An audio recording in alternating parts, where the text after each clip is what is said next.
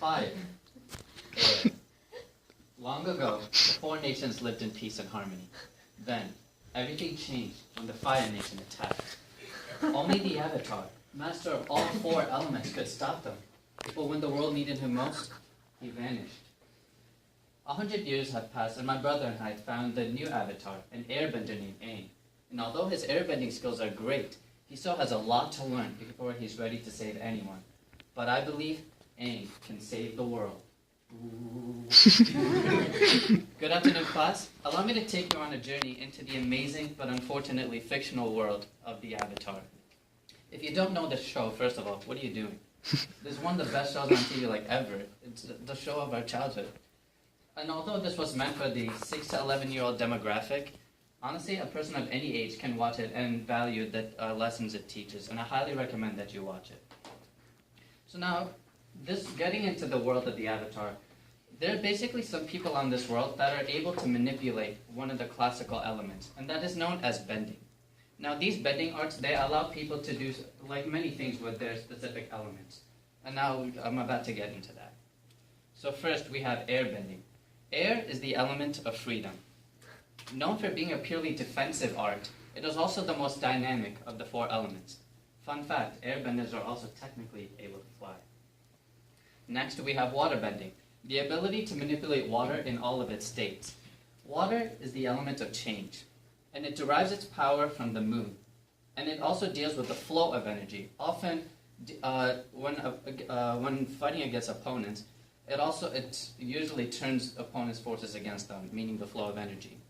Some waterbenders have even more specialized skills. For example, some are able to heal, and also, on a darker note, some waterbenders are able to bloodbend, which is the ability to manipulate and control the blood in someone else's body. Next, we have earth bending. Earth is the element of substance, and it requires the most strength and stamina. Some specialized skills of earth bending are sand bending, metal bending, and lava bending, actually. And finally, we have fire bending. Fire is the element of power. It derives its power, opposite to water bending, it derives its power from the sun, and also from intense emotions within oneself. As you can imagine, fire can be a very destructive element without self-control. Some firebenders can go as far as to even generate lightning.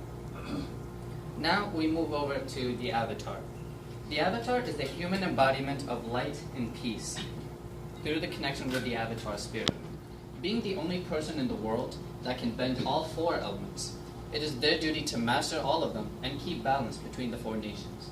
Now the Avatar cycle is a cyclical process. As soon as one Avatar passes away or dies, another one is born right after. And the position of the Avatar, it rotates between the four nations. So for example, once a firebender that was an Avatar dies, the next one is an airbender.